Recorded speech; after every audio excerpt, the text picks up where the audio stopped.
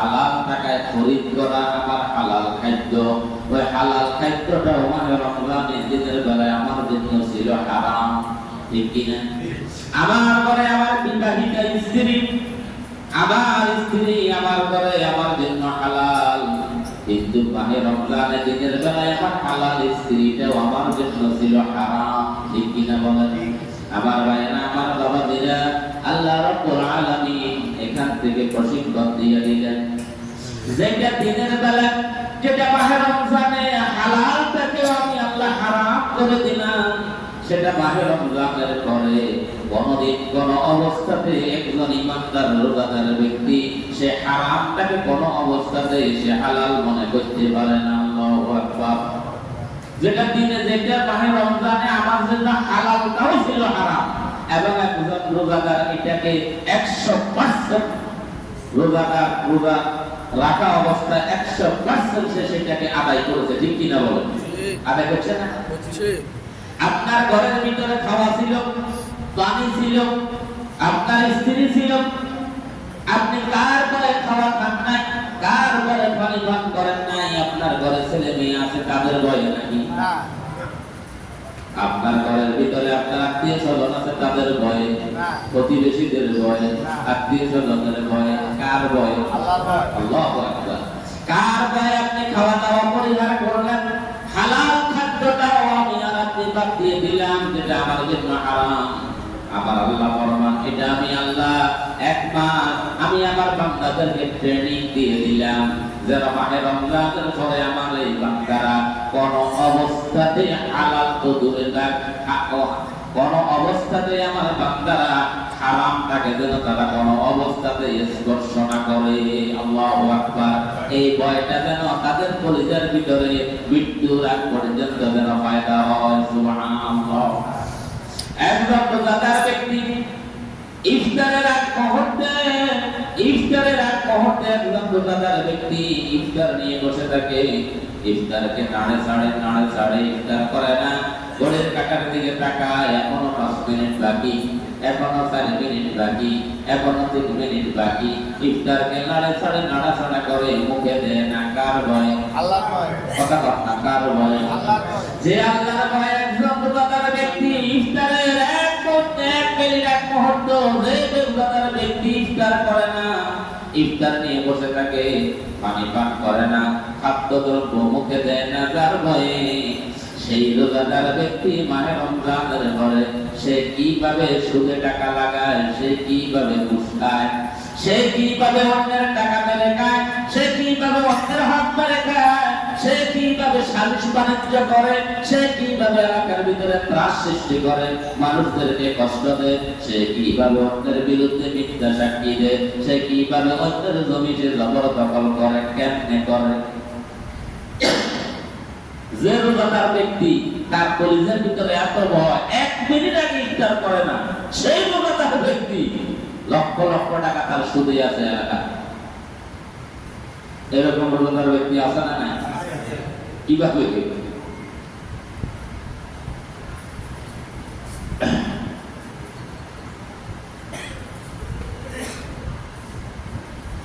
ইমাম সাহেব যদি মসজিদের ভিতরে ঘোষণা করেন, ইফতারের 5 মিনিট আগে, 10 মিনিট আগে যদি মুয়াজ্জিন সাহেব ঘোষণা দিয়ে দেয়, আপনারা সবাই ইফতার করেন, সময় হয়ে গেছে, অথবা আমি বললাম আমার ওয়ার্ডারে, আমি মসজিদের খতিব, আমি বলে দিলাম সবাই ইফতার করেন, কি করেন? রোজাদাররা সবাই ইফতার করবো? বলবো ইমাম সাহেবের মাথা খারাপ হয়েছে, ঠিক কিনা বল? ইমাম সাহেব কি হয়েছে? মাথা খারাপ হয়ে গেছে, এখনো 10 মিনিট বাকি, উনি আমাদেরকে অর্ডার করে ইফতার করতে হবে। কত ইমাম সাহেবরা সারিয়ে নেই, কথা ঠিক কি? যে রোজাদারদের এমন স্পিরিট, এমন স্পিহা, এমন তাকওয়া, মসজিদের ভিতরে রোজাদারের 10 মিনিট আগে খতিব সাহেব অর্ডার করার পরেও রোজাদাররা ইফতার করে না, ইফতার মুখে নেয় না, তো খবরদার এখনো সময় হয় নাই, ঠিক কিনা বলেন? যে খতিবের ওয়ার্ডার মসজিদের ভিতরে মানে না, কারণ খতিব সাহেব ওয়ার্ডার দিয়েছেন আল্লাহ পাকের হুকুমের বিরুদ্ধে, ঠিক কিনা বলেন? আল্লাহ পাকের হুকুমের বিরুদ্ধে। আল্লাহ হুকুম হয়েছে আপনাকে 6:10 পর্যন্ত অপেক্ষা করতে হইব, তারপর হিসাবে 6টা বাজে ইফতার করতে বলে এটা কি আপনারা মানবেন না? তার মানে হলো প্রতিম সাহেবের এই হুকুম আল্লাহর বিরোধী। কি বিরোধী? আল্লাহর বিরোধী। কিন্তু এই রোজাদারেরাই, এই তাকওয়াবানেরাই, এরাই আবার মসজিদ থেকে যখন বের হয় তখন আল্লাহ বিরোধী যত হুকুম আছে সব হুকুম তারা মেনে নেয়। এরকম রোজাদার আছে না নাই? সমাজে বলে মসজিদ তো বাইরে হিসেবে ব্যাগ আলাদা যাতে যা কয় সব ঠিক, সব কি হ্যাঁ ঠিক। আল্লাহ বিরোধী যত হুকুম, আল্লাহ বিরোধী যত আইন, যত কানুন, সমাজ বিরোধী, রাষ্ট্র বিরোধী, ওই সব কিছু মাথা বেঁধে নেয়। ওটার বিরুদ্ধে ওনার কোন প্রতিবাদ নাই। মসজিদে বললে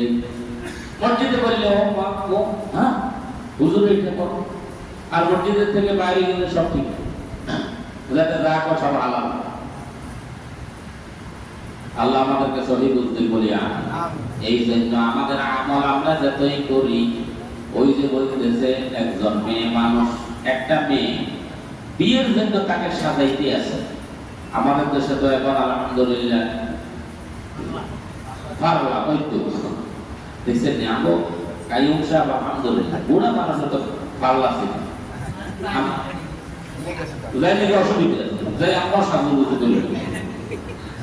আপনি দেখবেন পুরো চেহারা পাল্টা দিব মাশাআল্লাহ। আপনি বাড়ি আগে আপনি চিনতে এখন একটা মেয়েকে এইভাবে বিয়ের জন্য সাজাইতে আছে, নতুন শাড়ি, নতুন বেনারসি, নতুন সাজে, সুন্দর সুন্দর ফুল দিয়া, গহনা দিয়া, অনেক ভাবে সুন্দর করে মেয়েটাকে সাজাইতে আছে। সাজাইতে যারা সাজাইতে আছে তারা সাজানি একরকম শেষ করছে। এখন মেয়ে যাকে সাজাইলো সে কান্নাকাটি শুরু করছে। এখন যারা সাজাইলো তারা বলতেছে বন্ধুরে তুমি কি জন্য কান্নাকাটি করতেছো? আমরা যে তোমার এত সুন্দর সুন্দর গহনা দিয়া, শাড়ি দিয়া, এত ফুল ফলাদি দিয়ে তোমার সাজাইলাম, কোনটা তোমার অপছন্দ হয়েছে আমাদেরকে একটু বলো, কি জন্য তোমার কান্না করা? ওই মেয়েটা বলতেছে যেটাকে সাজাইলো সে বলতেছে না তোমরা যেগুলো আমরা দিয়া সাজাইছো এখানে আমার অপছন্দের কিছুই নাই, সব কিছুই আমার পছন্দ হয়েছে, কিন্তু আমার মনের ভিতরে ভয় যার জন্য আমার সাজাইলা তার নিপছন্দ, যার জন্য আমার কি করছো সাজাইছো তার নিপছন্দ হয়, আমি তো সেই ভয়ে কাঁপি। আমার সারাটা রোজার মাস তো আমরা ইবাদত করলাম, রোজা রাখলাম, তাহাজ্জুদ করলাম, কিয়ামুল লাইল করলাম, তারাবি করলাম, কোরআন খতম করলাম, জিকির আজকার করলাম, দান সদকা করলাম, কিন্তু আমার মনের ভিতরে ভয় আছে। আমার মনের ভিতরে ভয়, আপনাদের ভয় নাই। আমার মনের ভিতরে ভয় আমার ইবাদতগুলি আমার আল্লাহর শান আর মান অনুযায়ী আমার ইবাদতগুলি আল্লাহর নিপছন্দ আল্লাহ আমার আল্লাহর নিপছন্দ হয়। কারণ আমার রাসূল বিশ্ব নবী, শ্রেষ্ঠ নবী মুহাম্মদুর রাসূলুল্লাহ সাল্লাল্লাহু আলাইহি ওয়াসাল্লাম দোয়া করতেন, আয় আল্লাহ আমি আপনার ইবাদত করি, আমি আপনার হক আদায় করে আমি ইবাদত করতে পারি নাই। আয় আল্লাহ আমি যে ইবাদত করি, আয় আল্লাহ আমি যে ইবাদত করি, আয় আল্লাহ আমি তো আপনার শান আর মান অনুযায়ী আমি তো আপনার ইবাদত হক আদায় করে আমি ইবাদত করতে পারি নাই। আল্লাহ আপনি যদি মেহেরবানি করে আমার ইবাদত করে কবুল করে নেন। সকলে বলি আমিন।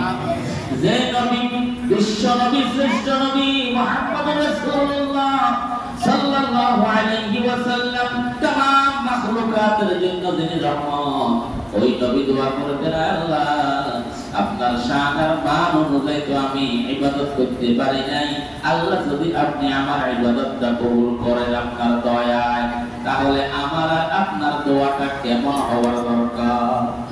আমার আপনার দোয়াটা কেমন হওয়া দরকার? যে নবী কাইতে আল্লাহ আপনার হক আপনার শান আর মান অনুযায়ী তো আমি ইবাদত করতে পারি না, তাহলে আমার আর আপনার অবস্থাটা।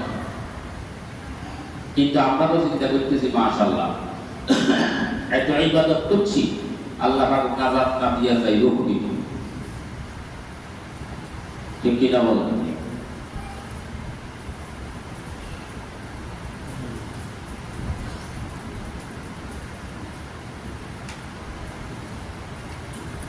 দুনিয়াতে বিশ্রাম নেওয়ার কোনো সুযোগ নেই, আছে কি?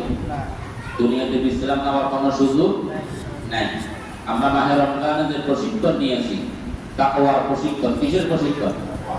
তাকওয়ার প্রশিক্ষণ। তাকওয়া আল্লাহর ভয়। কিসের ভয়? আল্লাহ পাকের ভয়। এটা কলিজার ভিতরে, কলবের ভিতরে ভয়টা করতে হবে। শুধুমাত্র মাহে রমজানে না সারা বছর? আমরা তো সারা বছরের জন্য পারি না, এটা তো এখনই দৃশ্যমান। ওই যে শুরু দিয়ে বললেন যে মুসল্লি রমজানে পাওয়া গেছে, রমজান না পেতে মুসল্লি নেই, মুসল্লি কি নাই, তার মানে আমার কলিজার ভিতরে সেই আল্লাহর ভয় আমি পায়দা করতে পারিনি। তাহলে এক নম্বরে কার ভয়? আল্লাহর ভয়। আল্লাহর ভয়টা অর্জন হয়েছে কিনা আপনি বুঝবেন কিভাবে? আল্লাহ রাব্বুল আলামিন কুরআনুল কারীমের ভিতরে ইরশাদ ফরমান, ইয়া আইয়ুহাল্লাযীনা আমানুত্তাকুল্লাহা ওয়া কুলু কাওলান সাদীদা। আমার ভিতরে তাকওয়া আছে কিনা, আল্লাহর ভয় ফায়দা হলো কিনা? আমার আল্লাহ ফরমান, হে ইমানদাররা, ইত্তাকুল্লাহ, আমি আল্লাহকে ভয় করো, আমি আল্লাহকে ভয় করো। ওয়া কুলু, এরপরে তোমরা বলো, কাওলান, তোমরা বলো, সাদীদা, সিধা কথা, সোজা কথাগুলি তোমরা বলো। সুবহানাল্লাহ।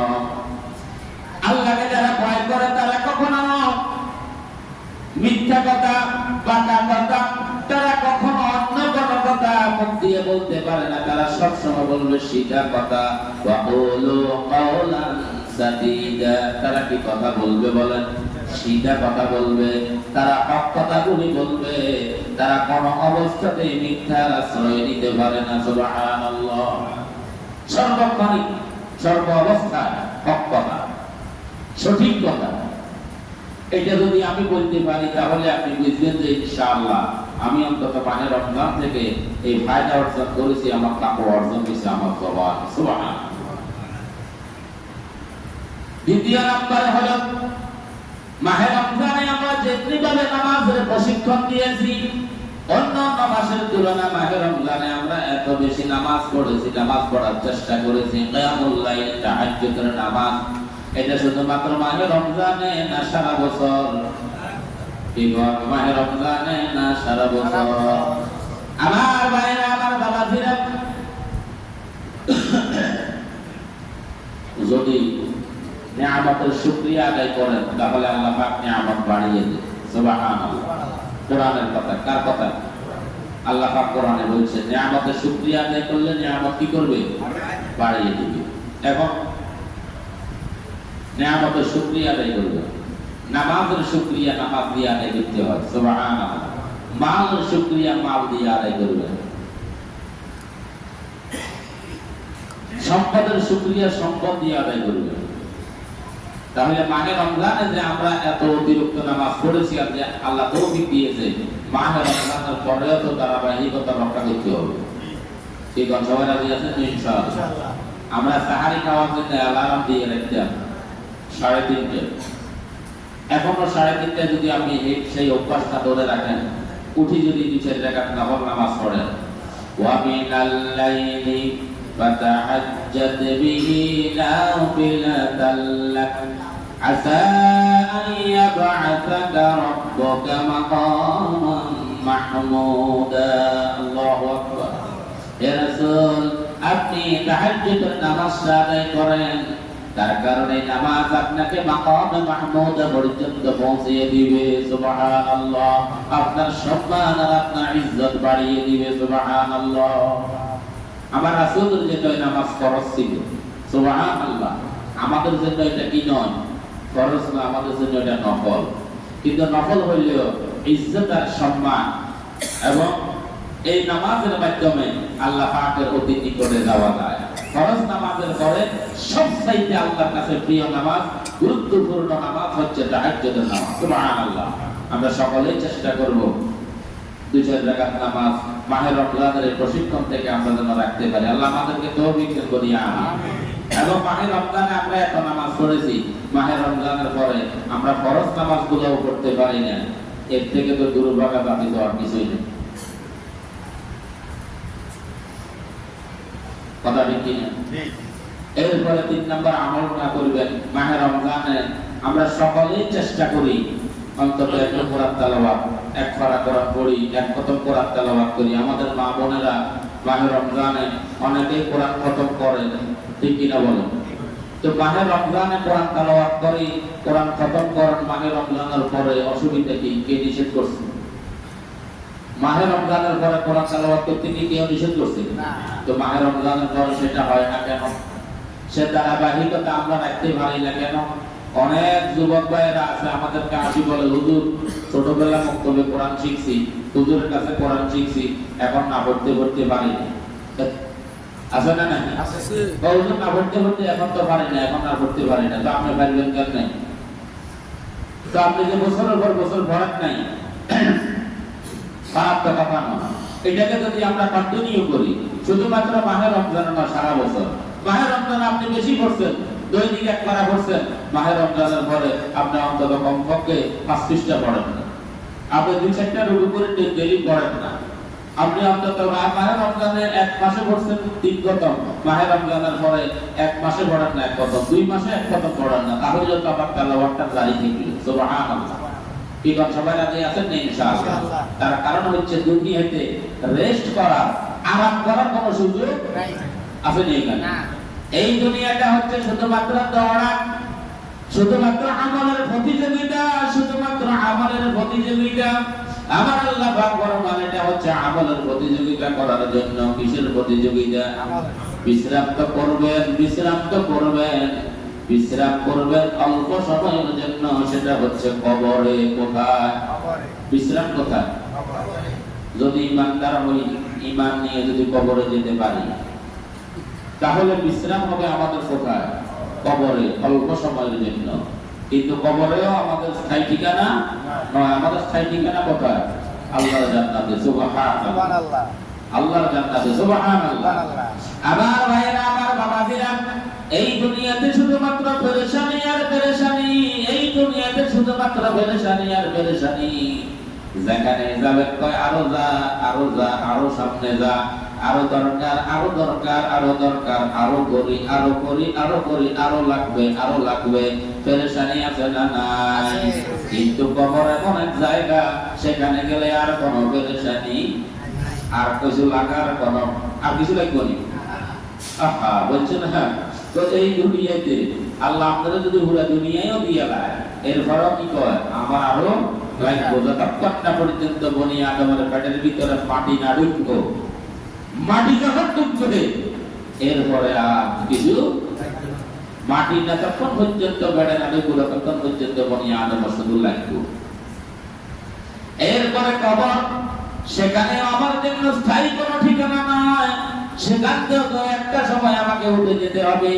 এরপরে আমার সামনে তো হাসরের ময়দান, এরপরে মিজান, এরপরে সিরাত, এরপরে আমি যাব আল্লাহর জান্নাতের ভিতরে। সুবহানাল্লাহ। যেদিন ইমানদাররা আল্লাহর জান্নাতে প্রবেশ করবে, সূরা ফাতিরের 34 নম্বর আয়াতের ভিতরে আমার আল্লাহ ফরমান, وقالوا الحمد لله الذي أذهب عنا الحزن। যেদিন জান্নাতীরা জান্নাতে প্রবেশ করবে, সেদিন বলবে, আল্লাহ আপনার দয়া আর আপনার করুণা, আপনার মেহেরবানি, আয় আল্লাহ আজকে আমাদের সকল ক্লান্তি, সকল পেরেশানি, সকল টেনশন থেকে আজকে আমরা মুক্তি পেলাম। সুবহানাল্লাহ। যতক্ষণ না পর্যন্ত আল্লাহর জান্নাতে ইমানদাররা প্রবেশ না করবে, ততক্ষণ পর্যন্ত টেনশন আর পেরেশানি যাবে না। আল্লাহু আকবার। টেনশন আর পেরেশানি আল্লাযী ক্বালু আলহামদুলিল্লাহিল্লাযী আযহাবা আন্নাল হাযান। সেদিন জান্নাতীরা বলবে, আল্লাহ আজকে আমাদের সকল টেনশন দূরীভূত হয়ে গেছে। সুবহানাল্লাহ। আর কোনো টেনশন নাই। যত টেনশন, যত পেরেশানি এই দুনিয়াতে আছে না? নাই। এরপরে জান্নাতীরা বলবে, আল্লাহ শুধুমাত্র টেনশনটাই দূর হয় নাই, আল্লাযী আহাল্লানা দারাল মুকামাতি মিন ফাদলি। এরপরে আয়াতে আমার আল্লাহ ফরমান, জান্নাতীরা বলবে, আয় আল্লাহ, এতদিন তো আমরা মুসাফির ছিলাম। কি ছিলাম? এতদিন তো মুসাফির ছিলাম, দুনিয়াতে ছিলাম মুসাফির। দুনিয়া থেকে আমাদেরকে তাড়িয়ে দিয়েছে, দুনিয়া থেকে আমরা চলে এসেছি। কবরে ছিলাম, সেখানেও মুসাফির। হাসরের ময়দান, মিজান, ফুলসিরাত সব কিছু পাড়ি দিয়ে আজকে আমরা আমাদের নিজের জায়গা মতো এসেছি। আল্লাযী আ'আল্লানা দারাল মুকামাতি মিন ফাদলি। তো আজকে আমরা আমাদের মুকাম, আজকে আমরা আমাদের নিজের স্থায়ী জায়গায় এসেছি। সুবহানাল্লাহ। এখানে আর আমরা কি না মুসাফির না, এখানে আমরা মুকাম, এখানে আমরা মুকিম, এখানে আমরা স্থায়ী বাসিন্দা। সুবহানাল্লাহ। এখানে আমরা স্থায়ী বাসিন্দা বহুদিন ধরে, আজকে আমরা আমাদের স্থায়ী নিবাসে আসতে পেরেছি, কোনো পেরেশানি নেই। সুবহানাল্লাহ। যেমনি ভাবে একজন মানুষ যারা বিদেশ সফর করছেন, হজে গেছেন বা বিদেশে গেছেন, এয়ারপোর্টে গেলেন, এয়ারপোর্টে যখন আপনি গেট দিয়ে ঢুকবেন, আর ঢুকার আগে থেকেই তো আপনাদের চেকআপ করা শুরু, ঠিক কিনা বলেন? এই চেকআপ করতে হচ্ছে মানে ওনারা পারে না আপনার মানে গায়ের ভিতরে জামা কাপড় যা আছে সেগুলো খুলিনি, যদি সাইবার করার সিস্টেম দেখতে হয়ে গেল ঘুরিয়ে যাবে। আপনার ব্যাগ খুল, ব্যাগ থেকে শুরু করে শরীর, বডি যা আছে এটা কি শুধু এক জায়গায় না বারে বারে? আপনি যত পদক ভিতরে ঢুকবেন ততবার, যতবার ভিতরে ঢুকবেন ততবার, যেখানে যাবেন সেখানে ইমিগ্রেশনে গেলে জাকাত কন্যা পর্যন্ত আপনি এই পুরো জায়গাটা ক্রস করে বিমানে ছিড়ে না বুঝলেন, বিমানে ছিড়ে যাবে হলে আলহামদুলিল্লাহ, ভাব ভাব পেরেশানি তো বাঁচিয়ে আসে, ঠিক কি না? এত পেরেশানি, এত সেটা, এত হয়রানি করল। একবার করে জায়গায় যান, একবার করে জায়গায় যান, ওখানে লাইনে ধরেন, ওখানে যাই সব টেস্ট করেন, ওখানে যা আপনি ব্লাড পরীক্ষা করেন, ওখানে আপনার এই করেন সেই করেন, ওখানে যা আপনি আঙ্গুলের চাপ দেন, আছে না নাই? এত পেরেশানির পরে যখন বিমানে ছিড়ে যায়, বয়বার কি কয়? আলহামদুলিল্লাহ, একটু স্বস্তির নিঃশ্বাস। এই যে জান্নাতীরা, জান্নাতীরা যখন জান্নাতে যাবে তখন তারা বলবে, আলহামদুলিল্লাহ ইল্লাযী আযহাবা আন্নাল হাযান। আয় আল্লাহ, এত পেরেশানি দুনিয়াতে, এত পেরেশানি আয় আল্লাহ দুনিয়াতে, কবরে, মিজানে, ফুলসিরাতে, হাসরের ময়দানে সব কিছু পাড়ি দিয়ে আজকে আমরা আল্লাযী আ'আল্লানা দারাল মুকামাতি মিন ফাদলি, আজকে আমরা আমাদের স্থায়ী নিবাসে এসেছি। আজকে যেন সকল পেরেশানি দূরীভূত হয়ে গেছে। আলহামদুলিল্লাহ, আজকে আমরা আমাদের নিজের জায়গা মতো আসতে পেরেছি, আজকে আমরা আমাদের নিজের জায়গায় স্থায়ী নিবাসে আসছি। আর এই পর্যন্ত যা আছে এগুলা সব হচ্ছে আমরা কি মুসাফির, আমরা কি মুসাফির। আল্লাহ আমাদেরকে সহি বুঝতে বলি আমি। এরপরে আসেন, এই মাসের একটি স্পেশালি আমল হচ্ছে শাওয়াল মাসে। রাসূল করিম সাল্লাল্লাহু আলাইহি ওয়াসাল্লাম ইরশাদ ফরমান, মান সামা রমাদানা সুম্মা আতবা'াহু সিত্তান মিন শাওয়ালিন কানা কাসিয়ামিদ দাহর আও কামা ক্বালা আলাইহি সালাতু ওয়াসসালাম। আল্লাহর নবীজি ইরশাদ ফরমান, যারা মাহে রমজানের রোজাগুলি পূর্ণ করল, মাহে রমজানের রোজাগুলি পূর্ণ করার পরে শাওয়াল মাসে তারা আরো 6টা রোজা রাখবে। কয়টা রোজা? 6টা রোজা যারা রাখবে তারা যেন সুম্মা আতবা'াহু সিত্তান মিন শাওয়াল কানা কাসিয়ামিদ দাহর, তারা যেন পুরাটা বছর সে রোজা রাখলো। সুবহানাল্লাহ। আমরা মনে করেন এক বছরে 365 দিন, 365 দিন কি আমরা একটানা রোজা রাখা কি সম্ভব? সবাই বলে চেষ্টা করলেও তো এটা আসলে আমাদের পক্ষে সম্ভব নয়। কিন্তু এই ছোট্ট একটা আমল আল্লাহ রাসূল ইরশাদ ফরমান যে শাওয়াল মাসে যদি কেউ 6টা রোজা রাখে, কয়টা রোজা? 6টা রোজা যে ব্যক্তি রাখলো সে যেন সারা বছর রোজা রাখলো। সুবহানাল্লাহ, সারা বছর রোজা রাখলে যেই পরিমাণ সওয়াব, ওই পরিমাণ সওয়াব আল্লাহ পাক আমার আপনার আমল নামার ভিতরে দিয়ে দিবে। যদিও আমলটা ছোট্ট, যদিও রোজাগুলি নফল, ফজিলত গুরুত্ব অনেক বেশি। কি করে আমরা সকলে করতে রাজি আছেন তো ইনশাআল্লাহ। আল্লাহ রাব্বুল আলামিন কোরআনুল কারীমের সূরা আনআম ইরশাদ ফরমান মান জাআ বিল হাসানাতি ফালাহু আশরু আমসালিহা।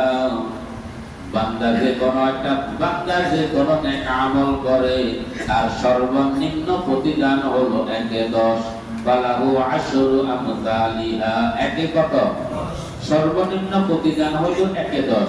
আর উপরে তো কত দিব এটা কে জানে? আল্লাহ, বিগাইরি হিসাব। এটা একমাত্র আল্লাহ পাক ভালো জানেন কি পরিমাণ দিবেন। সর্বনিম্ন হলো 1/10। মুফাসসিরিনে কেরাম, উলামায়ে কেরামরা মত দিয়েছেন, বলতেছেন মাহে রমজানে আমরা যে 30টি রোজা পূর্ণ করলাম, এই 30টি রোজাকে যদি আপনি 10 দিয়েও গুণ করেন তাহলে কত হইব? কত হইব? 300। এক বছরে কত দিন? 365 দিন। আপনি যদি ইংরেজি মাস হিসাব করেন তাহলে 365 দিন, আর যদি আরবি চন্দ্র মাস হিসাব করেন তাহলে হচ্ছে 355 দিন। 300 কত দিন?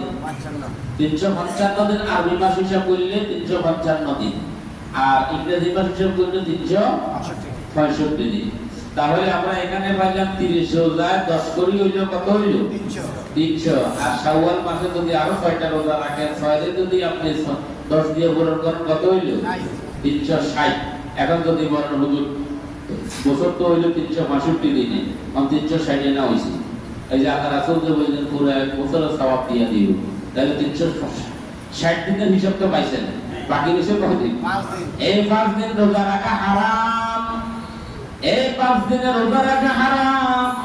একটা হলো ঈদুল ফিতরের দিন, আরেকদিন হলো ঈদুল আযহার দিন, আর 3 দিন হলো ঈদুল আযহার পরের 3 দিন, 11 তারিখ, 12 তারিখ, 13 তারিখ, মোট কয় দিন হইল?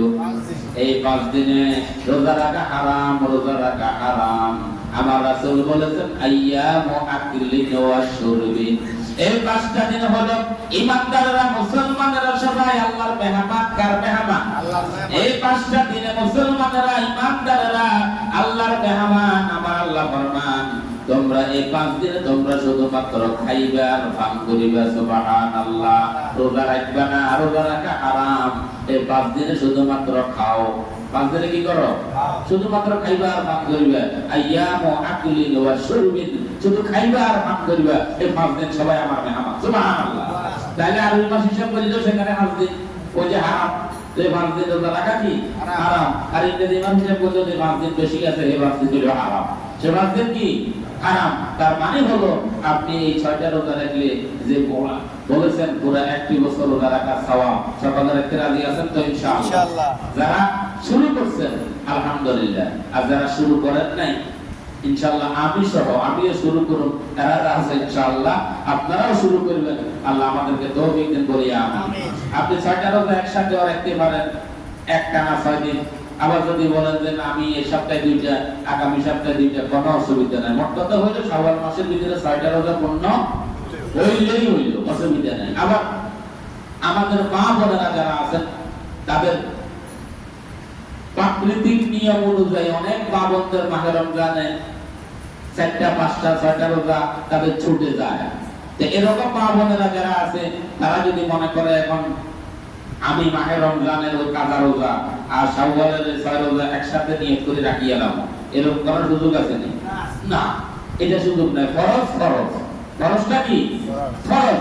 ওটাকে রাখতে হবে আলাদা, আর আপনি শাওয়াল মাসের 6 রোজা রাখবেন আলাদা। এটার সাথে ওটার সাথে নিয়ত করলে একসাথে রাখা যাবে না। তবে হ্যাঁ, যাদের মাহে রমজানের যে কাজা রোজাগুলি আছে আপনি ইচ্ছা করলে মাসেও রাখতে পারেন। যদি বলেন আমি আরো একটু সময় নিয়ে পরে রাখবো, উম্মুল মুমিনিন আয়েশা সিদ্দিকা রাদিয়াল্লাহু তাআলা আনহা ইরশাদ ফরমান আমাদের এরকম কাজা রোজাগুলি আমরা শাবান মাসে রাখতাম। তার মানে হলো ওনারা সময় নিয়ে রাখতেন। এই হাদিসটার দ্বারা প্রমাণিত মহিলা মা বোনেরা সময় নিয়েও রাখা যাবে, কোনো অসুবিধা নাই। আপনারা পরেও রাখতে পারবেন, কিন্তু শাওয়াল মাসেরটা কিন্তু এই মাসে রাখতে হবে। কথা কি বুঝতে পেরেছেন? তাহলে মা বোনদেরকে উদ্বুদ্ধ করবেন তারা যেন এই মাসে আমরা যেন 6টা রোজা রাখি। আল্লাহ পাক আমাদের সবাইকে তৌফিক দিন বলি আমিন। ওয়া মা আলাইনা ইল্লাল বালাগ।